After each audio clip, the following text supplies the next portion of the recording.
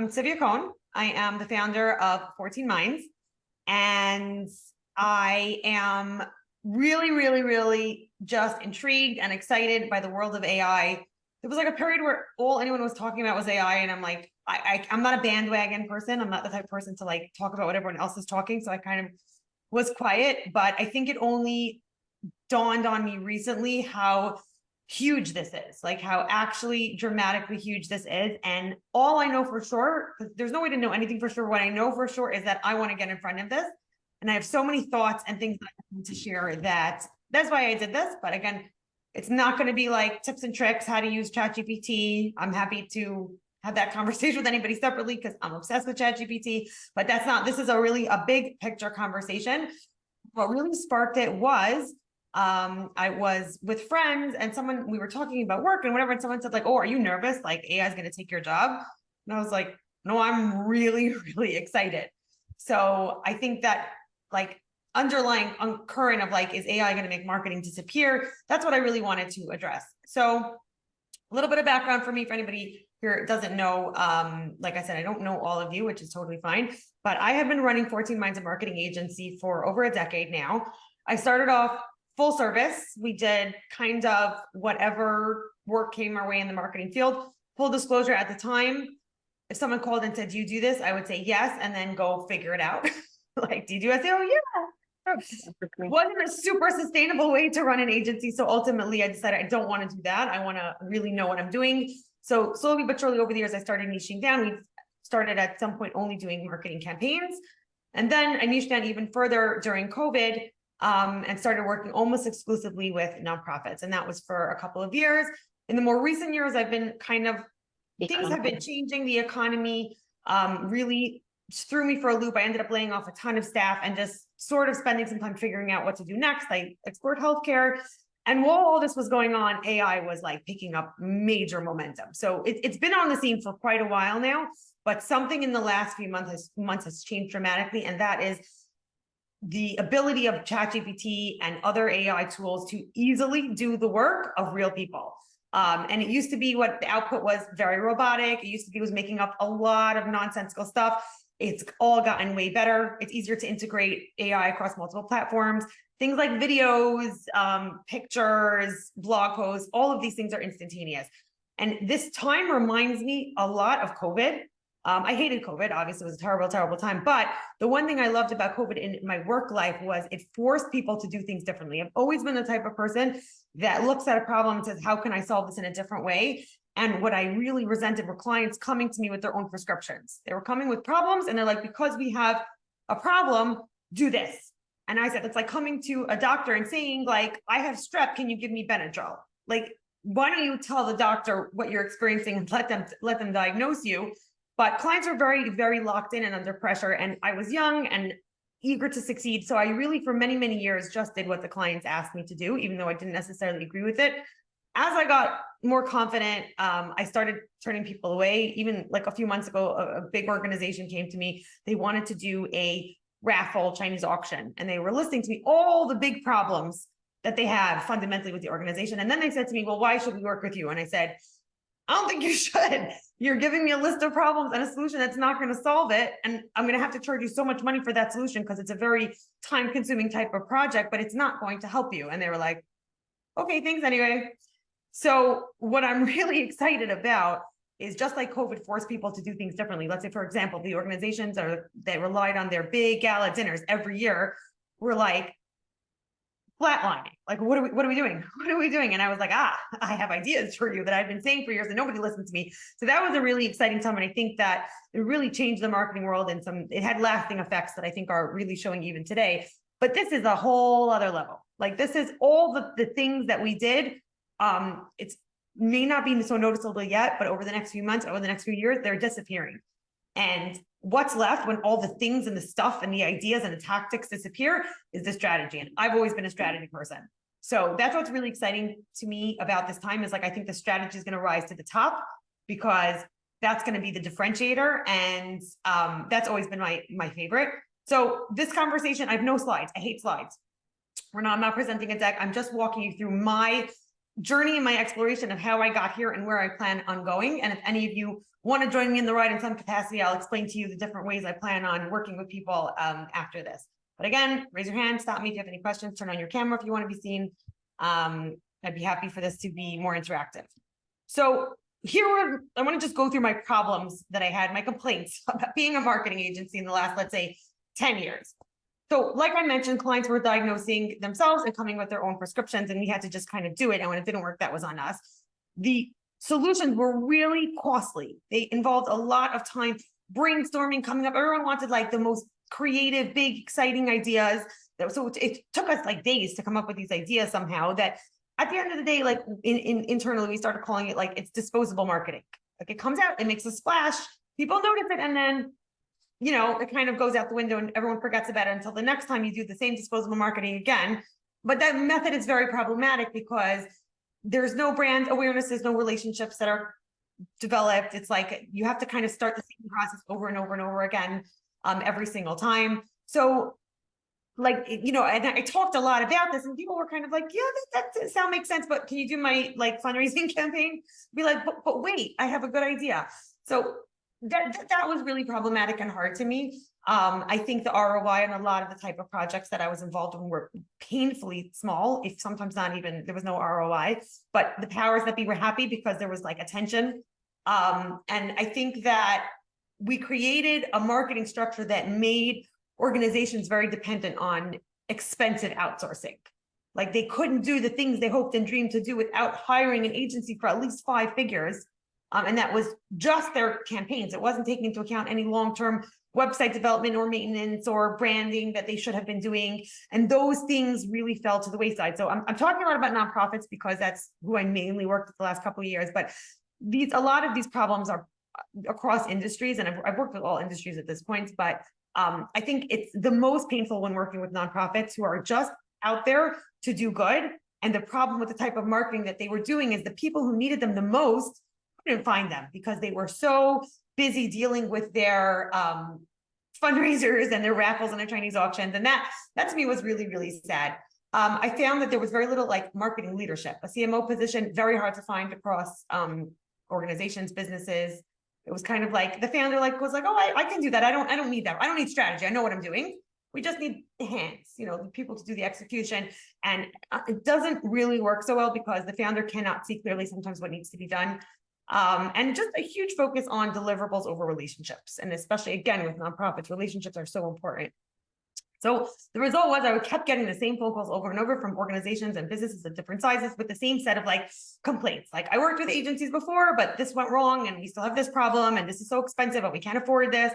And it was like, and I had solutions, but people tend to play it really, really safe with marketing, which is either to not do it at all, because that's really safe, or to just do it in a way that they can really clearly show a direct ROI to whoever it was that signed the check. So unfortunately, marketing doesn't really work so well when you play it safe. That's like kind of the antithesis of what marketing is. So now everything is changing because all of this stuff, we used to spend, let's say, I don't know, 3 days on a tagline. We can go into one of the tools now and just get 100 taglines that are strategic, meaning if you just say, make me a tagline, it's not going to be good, but we can put in the brand tone, we can put in the research, we can put in the background, we can put in the target audience, and it will spit out in minutes enough taglines until we find a beautiful one, right? And my first reaction when this started happening was like, yay. I had already laid off a lot of staff because we had gotten, the economy had really hit us hard. So I was like, great, I could do the same work for less money, make more profit, pass on a little bit to the clients, but like, that's amazing. And then over time, I realized like, no, that's not what's happening here. This is not about like, factories doing faster work. This is not about using AI to do the same thing that you were doing faster. This is a whole new game, like completely new. So I have some predictions about where AI is going to take us in the next few months, few years. The firm world moves a little bit slower. So whereas some of these are going to be affecting the general public faster, I think it will take us longer to catch up because we still like to do things the way we've always done, but it will ultimately catch up. And I think that it's important to be operating with these predictions in mind. So number one, I think that because the execution is going to become so commoditized, the campaigns that we know of and we rely on are going to dissipate. It's going to be so easy for someone to create all of the shiny, beautiful graphics and the videos and all the things that we put so much money into, and then we were so excited, they're going to be a dime a dozen. It's going to completely get lost in the shuffle. So I think those are going to start to disappear. And what's going to rise to the top is experiences, relationships, communities. They're important now, and I've been saying this for a long time, but I think it's going to become more and more relevant, because at the end of the day, when you know that what you're looking at was created by AI, even if it's good and it's entertaining, there's no soul in AI. So it could create beautiful, incredible stuff. No matter how much it advances, it will never advance to the point of a soul. And you need that soul to create some sort of human connection. So that's like my big prediction. From a more practical level, I think we have to keep in mind that things, let's say like a website, the traditional website. I know people who spent close to 6 figures on a website. The entire process of finding information is changing. So whereas now, or not even so much anymore, but it used to be, if you needed information, you would Google it. The websites would all fight over who came up on the top. You would click on one of the top websites, maybe a few until you got your information, and then you would do what you needed to do. Now, people are going to be interacting primarily with their AI tools. So let's say, for example, ChatGPT, find me a doctor that specializes in bone density. Okay, great. This one is near you. Okay, ChatGPT, make me the appointment. Done. You're never landing on their website. You're never going to see any of their fancy designs.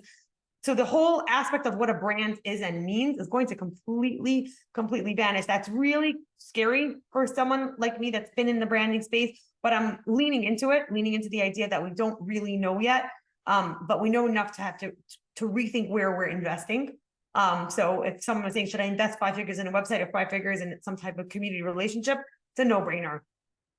I think that social media is going to stick around, but in a very authentic manner. Influencers, people have been saying, oh, influencers are dying. I think influencers are going to have a resurgence because people want people. So let's say, for example, I can go on to ChatGPT and ask it to make me a recipe, but if this influencer that I follow for 5 years shares this, like her grandmother's recipe that, you know, has been in her families for generations, I'm more likely to be interested in that. So I think influencers are going to become really, really important.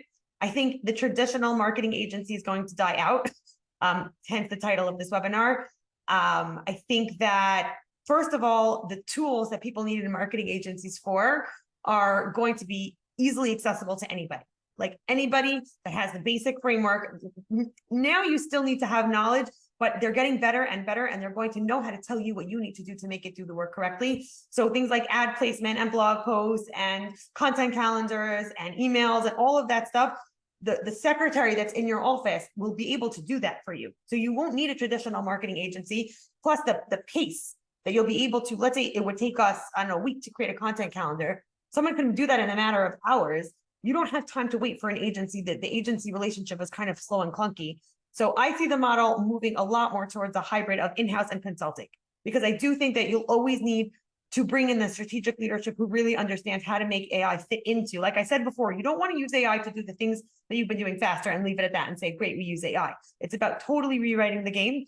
And because the pace is changing so quickly, and everything is getting better and new platforms are coming up, it's not feasible to say that someone in-house is going to be able to keep their finger on the pulse of that. So I foresee a relationship that's either a consulting or a retainer, or like a fractional type of relationship where there is someone who comes from the background of knowing how to do it themselves that can continuously provide you with your guidance to make sure that you're using it effectively. So the example I heard someone say was like, if you never learned multiplication, you're not going to be able to use a calculator correctly. It has to be a tool that elevates your knowledge. So strategically, if you don't understand the basics of what strategy is, what your goals are, you're not going to be able to let these tools do good work for you. They'll just be falling into the trap that we're always in, of just highly focusing on deliverables, highly focusing on the more immediate outcome instead of the big picture. So I think that to me is where that means where the excitement lies, because everyone is going to have access to the same tools, but will really differentiate the people, the winners versus the losers, are the people who are going to know how to figure out how to use it well, who is going to be helping them, and where they're going to allocate their resources. Those are going to be the intelligent questions that leaders need to think about. So quick pause, any questions, thoughts before I keep going? You can unmute yourself, you can put it in the chat. If not, I'll save it for the end. So like I said, I'm very excited. I've always been a strategy first kind of like big picture person. I've always said that relationships should be prioritized over deliverables. And I've always, oh, hi, Rabbi Rothstein, how are you? Do you have a question? I don't have a question, I have a comment. Go ahead. Because I saw your email inviting me to this beautiful webinar, or whatever you want to call it. And I got into this AI recently, very much so. We have to have this conversation. But um, I can't agree with you more, and I want to emphasize that terribly. That with what I see a little bit in what's going on in the industry is that there's people are going to need a strategic leader as more as, like you say, is to teach them what to do or how to do that and properly do that. There's nothing, I want to emphasize that. So as much as people having panic attacks that you're not going to need marketing companies anymore, I think that's something that, like you say, is very, very important to keep in mind. But I have a lot of questions. I'll leave it for the end. Thank Go you. ahead. Yes, and because you have a lot of experience working with these marketing companies, that if they Yeah, don't change what they're doing, their services will become irrelevant. There's a place, correct. there's a place for the experience that they had doing the work themselves all those years, but it is going to change. So yeah, I Correct. appreciate that. Dramatically, Yeah, absolutely. quickly. Yes, it's literally happening as we speak. Like The and it's last the last 6 months is unbelievable. It's yeah, yeah. scary. So yeah, no, I'm happy to take more questions, but I guess I'll finish some of my thoughts about like the very specific ways I think that I could personally be helpful. I'm kind of happy to slowly wind down the traditional marketing operations that we have now, even though I am still working with clients and we are still doing typical projects. But what I've been slowly doing behind the scenes, and the clients don't even know it so much, but we've really been integrating AI not just in how we do the work. So obviously we've been doing that for a while. We use AI to help us write copy, to help us with research. With research, it's massive. One of my favorite ways to use AI is to plug our research into it, and then based on that, ask it, what don't I know? What am I not asking? What insights can you give me based on this research? I engage with the research that we did as if it's almost a human being. So even yesterday, I didn't understand something about the research summary, so I started challenging ChatGPT, like, based on what I told you, why are we doing this? And why does this make sense? And the answers they gave me were like, it's mind boggling. I don't even think the people within the company that we asked the questions to had such clarity, but ChatGPT was able to extract it from the information we gave it. So we're doing a lot of that, but we're also starting very slowly now to integrate AI into the way we deliver the strategy to the client. So one of the problems that I had was when I delivered strategy to clients, they appreciated it, but they didn't have the budget to keep me around. They didn't really have staff to worry about it. And what I was giving them was, in essence, a doc to follow with some really good advice about what to do and what not to do and how to use the resources. But someone still had to like go into the doc and actually execute. And I knew that didn't really work so well. So what we're starting to do now is basically I mostly use ChatGPT, a little bit of Gemini, a little bit of some other stuff, but use ChatGPT to help the client execute what we're giving them. So the biggest thing is I started to play around with creating my own GPTs. I sent out 2 through my email list. You should have gotten those. But what I want to give all of our clients is their own branded GPT, which is massive. So we give the GPT the brand and the strategy that we created, and then they can then go do anything they want with it within that framework. They can write a blog post, and that GPT knows their strategy. And that's like beyond that. The potential of that is like really, really amazing, because for clients to go, there's so many times I gave a client the strategy and then I saw someone else doing work that had nothing to do with that. So that to me is huge. Even really simple things like ChatGPT can take an entire strategy and turn it into a ClickUp task that we can, or if you use Notion or whatever project management tool the client is using, that literally says person B, does this task in the strategy. Like that's their job to execute it. One of the things I had ChatGPT do yesterday for me with this client that I plugged in the research, I said, based on what you know about the company, assign every task to someone in the company. So they already knew, like, here's the CEO and there's an admin person, and they suggested maybe you need to create a new part-time role. Really game changing. So for me, like, I'm delivering the same product, but if I know the client can make it alive, can make it actually work for them, I feel so much better. I used to really struggle with charging for strategy, even though I knew the value, because I knew there was a good chance it was just going to live as a doc on somebody's desk. So two, I'm going to try to wrap up my speech part so that people could ask more questions, but two like directions of where I want to go with how I want to work with people. So the first part is more traditional. Working with clients on a level, like I'm starting to mention, so we're still doing more traditional type of marketing projects, but I'm weaving in the piece of this, where AI can really make it more alive for them and make it more practical for them. But I want to transition into almost as if our projects with clients are to install an operating system, meaning we're not just giving them a deliverable, we're not just giving them a strategy, we're creating a marketing system that they can plug into their operations that takes into account strategy, goals, resources, big picture, all of the things that they can use, and they don't need to depend on us. Like, I'm happy to keep a consulting relationship, but I think creating dependencies with outside third parties is it's a money drain, and it becomes an expense and not an investment. So my ideal is to set them up for success, and it's going to keep evolving. So if I do this like OS for a client now, in 6 months from now, it might be irrelevant. They might need to come for an update, and that makes a lot of sense. But I think in the 6 months that they need to wait for the update, the potential is just like absolutely massive. So I'm like really, really excited about that. Separately, because there's a lot of people in my network on my email list and that I interact with that are creatives, that are, I think, concerned about what AI is going to do to their jobs, and they're right to be concerned. I mean, there's a lot of copywriters. I think the need for people who can only do copy is going to drastically decrease as ChatGPT and the other models get better at it. But what I really, and I think there's a lot of people teaching creatives already how to use them to make sure their jobs are safe. I have a different view. I would like to teach, and this is something I'm experimenting with, so if this resonates with any of you, but I would like to teach creatives, freelancers, in-house marketers, how to be strategic leaders and strategic thinkers, because I think that's what's going to become the most important part. You could have a dozen tools at your fingertips and you could know how to use them, but if you don't know how to lead as a strategist, then it's going to lose, it's not going to provide value. It's just going to be a lot of stuff, a lot of noise, and that's the opposite of helpful. So, you can sit and create 12 blog posts for the client, but like, what are you actually doing for them? So these are the things I'm like exploring. I'm just really putting out feelers. I'll kind of just really quickly run through my like principles. I love lists. Everything I ever do has to like exist in a framework in my mind. So I created this list of 5 principles that I think anybody needs to be a strategic leader in the age of AI. And that's the most important thing, is to be a strategic leader. And I have a list under that list I won't go into today, but I'm happy to send it to anyone who they consider. But you have to think like a CMO. You can't think like a low-level employee anymore. You have to really be connecting your tactics to your bigger picture goals. And you have to be able to, if you're working with clients or if you're working with a boss, you have to be able to prompt them. They give you a task to say, can you explain to me how this fits into the big picture of your operations?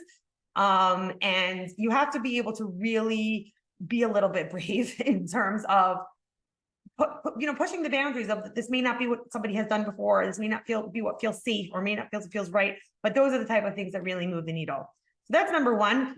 Number 2 is all about emotional connections, relationships at all ends. Your relationship to your client, your client's relationship to their employees, and to their clients and customers. Like, all of that is going to be what really makes or breaks the success. All of these Google ads and social media and things that remove the one-to-one connection from the picture are going to be, their ROI is going to drop and drop and drop. So deep relationships, and this is something I personally struggled with. I think that I know other people in the industry who really have long-term relationships with clients. And I think at the end of the day, you need them to trust you, because things are changing so fast that so many times on sales calls, the client wanted to know, how many projects have you done like this? Did you work with my specific industry before? Show me. They wanted proof. They wanted references. That's going out the window. Like, I'm going to be suggesting things to clients that didn't even exist a month before. They have to trust you as a person and not need to see your resume. And I think that Why, one of my favorite books of all time, Start With Why, Simon Sinek, still in the age of AI, no matter what robots take over the world, that book will still be as relevant as ever, because understanding the why behind why you're doing your job, why they're doing their job, that's going to be incredibly important. Again, I'm going quickly. I will email this out afterwards to everybody who attended. So the third thing on my list is to be fluent in AI. I heard Gary Vaynerchuk suggest very strongly, in the way that he does, that anybody who wants to still thrive in this environment should be dedicating an hour of their time per day on learning AI and just listening and hearing. Nowadays, a lot, I've been trying to devote like an hour a week. I've been listening every day to like certain podcasts.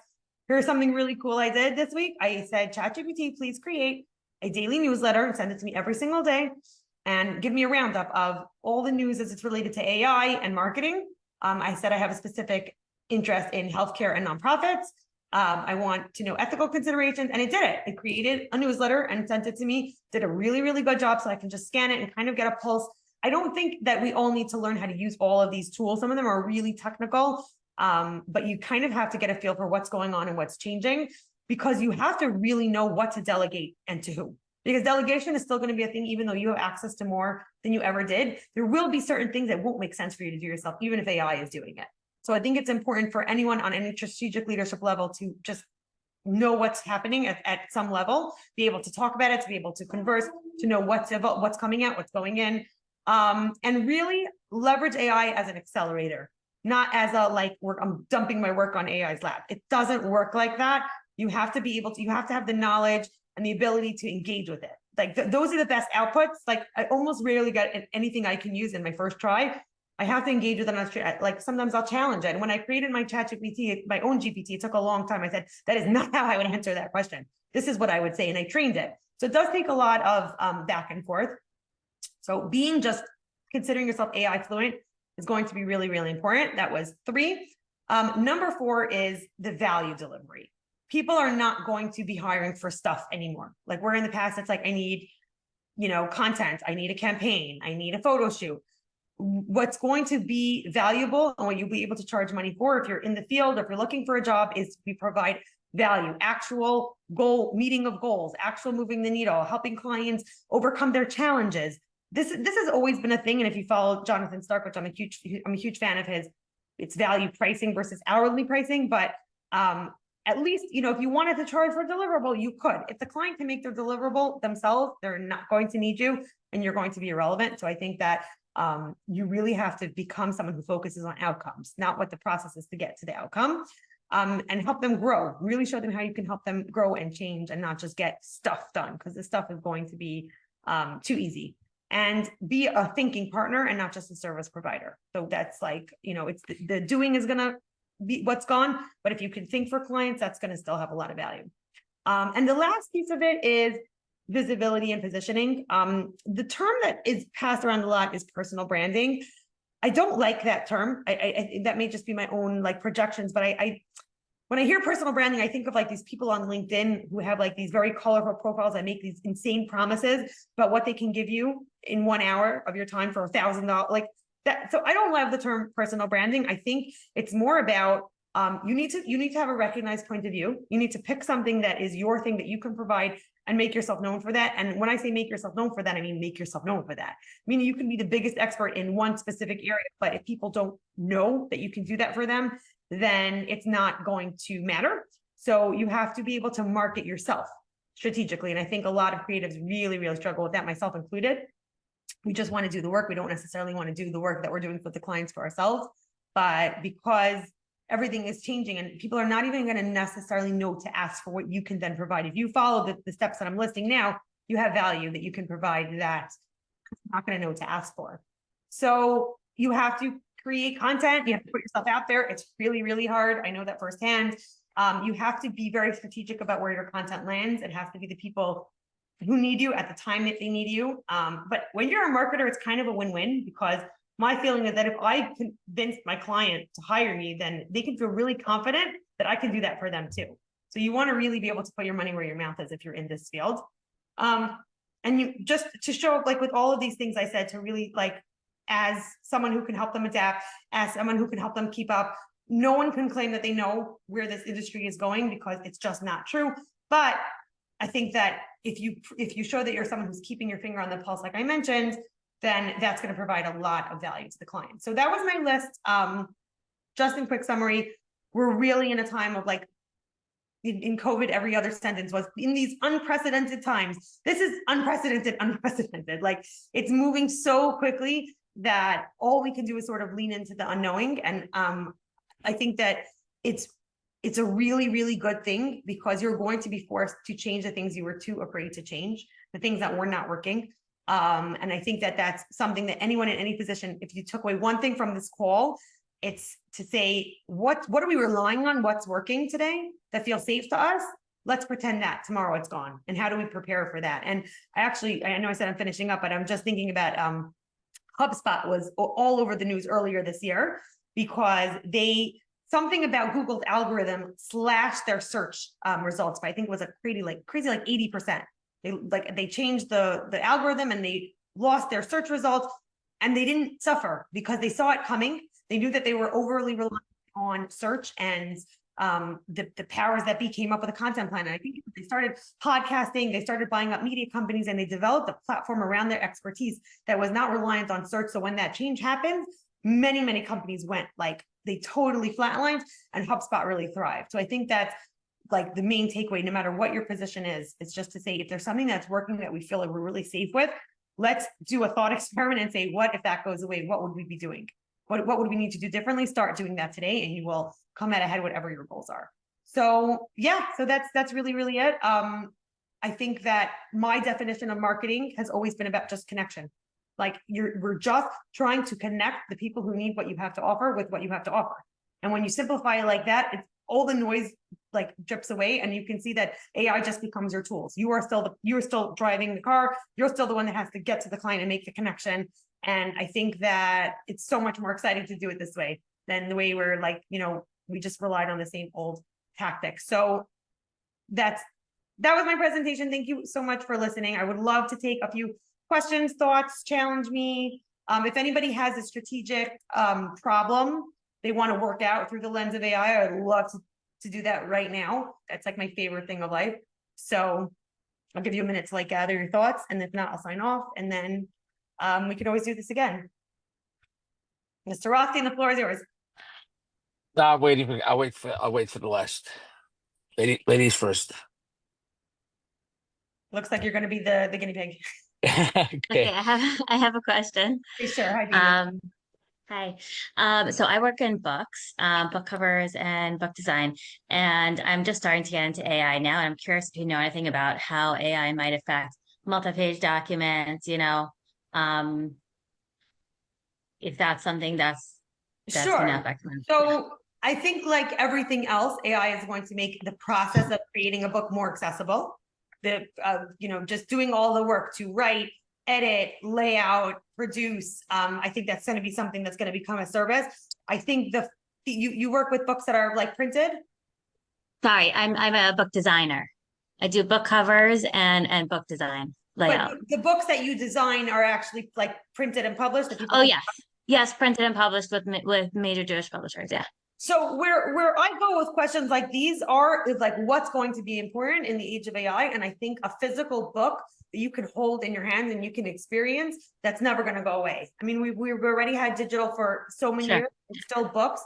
So I think that that's the exciting aspect. I would almost lean into that. So I don't know what your role is, but I would lean into a book as an experience, meaning a book as a commodity. Like, so what? So can anybody do it? But a book as an experience, if you can help people create that, I think that would be huge. Is that your question? I totally missed it. No, I'm talking more about the process of creating the books. Like, yes, people will always be reading books. No one's using their Kindle on Shabbos or whatever. So the books aren't going away, but the process of creating, designing, layout, is that something that's predict is going to be affected by AI? So it already is. It definitely already is. ChatGPT or the other models can help with the writing, the editing, setting it up for layout. Right now, you probably still have to manually then move it into, I know, let's say like InDesign or that's what I use, InDesign. Yeah. So there's another one for layout. It's really only InDesign. There's another one that's like magazines use. I can't remember the names now, but these tools already have AI built into them. So they can resize themselves and they could realign the page. Yeah. For years. So I think what's going to happen is, number one, they're all just going to get better and smarter and need less user interface. They're also going to integrate better. Whereas right now you still have to go from one tool to the other. Over time, it's going to be easier. There's already ways to do all of this now, but it involves third-party integration tools like Zapier. I think what's going to happen is it's going to be just seamless. Like you're going to be able to just direct an AI agent to say, here's my book, lay it out, give me a finished product, and it's going to give it back to you ready to print. So I think that just to keep in mind, it's just going to get easier and faster. Yeah. And from a design perspective also, I mean, there's Midjourney, there's Sure. Yeah. all of these tools that you'll be able to design book covers just with the right prompting also is changing, but you can still be in the forefront of the people doing the prompting because there's always going to be a strategy behind it. Okay, thanks. My pleasure. Okay, go ahead, Mr. Austin. I'm curious. Okay. So first of all, going back to the first point, obviously we have to understand that, and that's what I worried about. Like you say, is there's definitely going to be faster turnaround as far as, I'll give you an example. Somebody called me yesterday and he said, I don't write an email anymore. I started this new thing. Every time I'm ready to write an email, even a text, I copy it into ChatGPT, it sends you back. Or if I send an email, it changes it. It sends me the subject line, 3 options. It says, give me another option that's not so harsh, blah, blah, blah. Second later, copy and paste it back into my email, send it out. All those copies that you're talking about, obviously, that helps you out, is all very nice. But the point of the matter is, there has to be a strategic player understanding your goals, and that they can make a strategy only if you put information in. It's like almost like the CRM. It's only information is only, it's garbage in, you get garbage out. So the truth of the matter is that I'm not sure what you were saying is as far as creating somebody a boat where where basically they could use that information and do that next level. Obviously, that's a scary position that if somebody actually learns how to use it in the office, is technically savvy enough to figure that out or learn it from you, they're not using you again to a certain extent. Yeah, Obviously, that's what's so exciting. Like yeah. there used to be someone whose job it was to deliver ice to people in the morning so they can keep their food cold. Like, it's a good thing that no one has to do it anymore, and I hope Right. that the smart ice maker is now in the fridge business. Like, go where the technology takes you. So I'm not scared to give people access to a ChatGPT that's trained in my brain, because whatever it is that will be needed next, that I'll be 5 steps ahead of that. And I think Got that it. is scared of that is doing the clients a disservice and also to themselves, because it's going to happen whether you like it or not. So you might as Right. one You might as well learn to be ahead of each other. And it does. The newsletter, by the way, ideas look epic crazy. crazy, right? Crazy. What does that mean for people who are spending hours and hours on their own newsletter? So, because I don't know if anybody wants to hear my ChatGPT stuff, but I could do a share. I could do a share on this. Sure. How do we do this? 1 second. I got to show you this. Whoa. 1 second.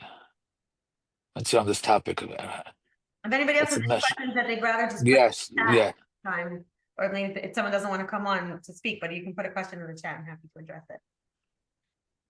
Okay. I'm not sure if they're letting me share. Where do you suggest we learn more about AI for brand strategists and designers? So what's really, really cool is you can learn about AI from AI. And as far as I can tell, it's not skewed. Like my concern with using AI to ask about AI is that it kind of has like its own motivation to point you in a certain way. We're not there yet, I don't think. I think it will happen. I think what's going to happen is that people's money that they paid for search, they're going to pay to companies like ChatGPT to promote them, which is terrifying. I don't think it's happened yet. So I've been using AI. So I actually had this conversation about branding with ChatGPT this week. I said, how can I integrate AI into my branding process? It was super fascinating. It gave me a whole different list of tools and workflows that I can explore. So that's one way. I wouldn't completely rely on that because, again, I don't really know what it's basing its information off of. The second thing is there's a new breed of podcasting now. I'm a huge podcaster, and that's just AI CRM. So I've been listening a little bit each day. There's marketing, e-commerce, branding, and they're just people who really, really know what they're doing, who are at the forefront of their fields and have been able to experiment. This morning, I was listening to the former CMO of HP, who was given like millions of dollars to experiment with AI when it was still new, has so much to share. That's not something that you and I would ever be able to access on our own. So I think it's important to just do that research, and then also follow the experts in the field, like the big names in branding, like who've been out there for years. They're smart. They know that this is what they need to start providing. So go on LinkedIn, go on Instagram, go on Twitter, and follow they're going to do a lot of that work for you and let them guide you. But I think you're on the right track. Branding is going to change so dramatically. Like, I think this is the piece I'm the most curious about, to see where branding is going to go.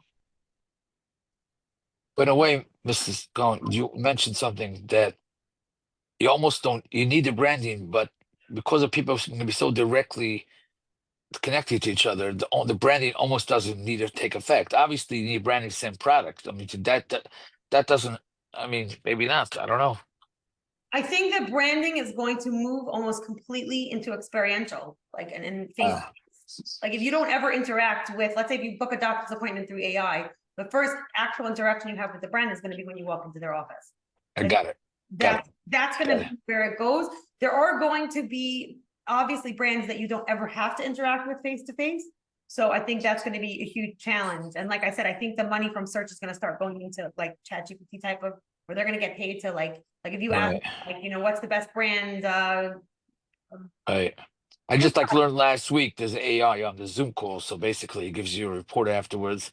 And I had that, I used to have to write the minutes myself, type up the minutes after the company meetings. And now I told the guys, you guys are crazy. We're just going to record our meeting here on Zoom. So therefore I could have AI write me back everything and summarize it and then ask questions on it.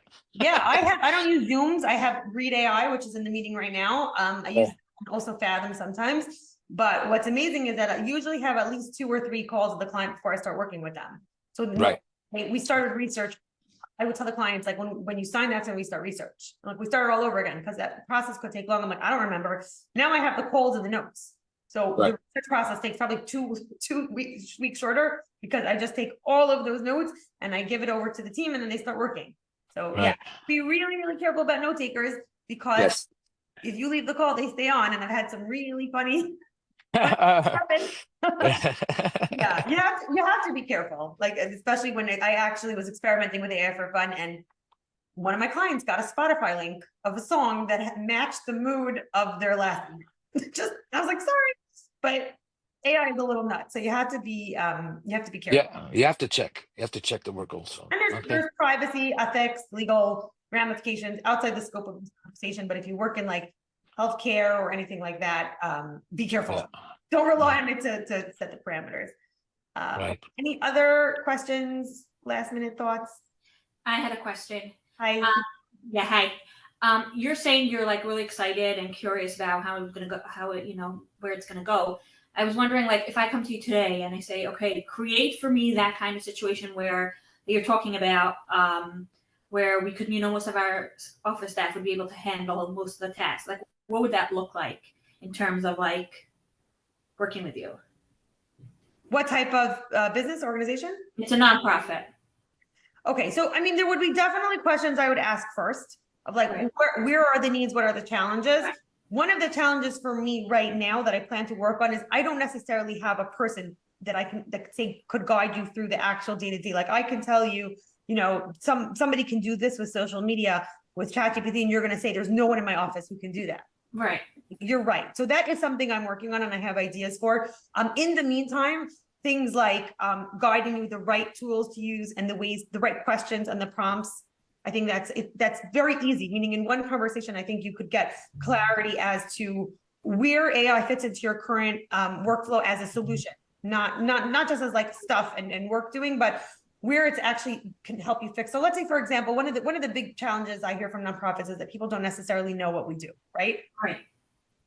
I would ask enough questions to say, okay, who are the people that need to know? What do they need to know? And where are they? Like, how do we reach them? Okay. And then, whereas in the past, the answer to that question would mean, okay, we basically have to create a campaign for you that Right. puts all the content and puts it. Now it would be like, okay, here's what you go to ChatGPT, tell it you want to do. And then all you have to do is just actually do it. So right now we're talking at a few hours versus a few weeks. But Right. ultimately, with the right person in the right position, we're talking about like one small task that someone who's already working for you does it, like doesn't even add to your expenses at all. Right. I hear. But how much do you feel you could rely on AI at this point? Because like I've found, like if I ask it for like psukim or like things, he'll totally like make things up. Like tell me, something is in the Niel text and it doesn't exist, whatever. Yeah. There's a lot of like inaccurate information, and especially like if you're talking about the frum community, like it doesn't really know. You'll ask like for Dvar Torah, it's using, very liberal. So with Jewish stuff, you do have to be careful, and even with non-Jewish stuff also, you need everything reviewed by someone who would know to flag a mistake.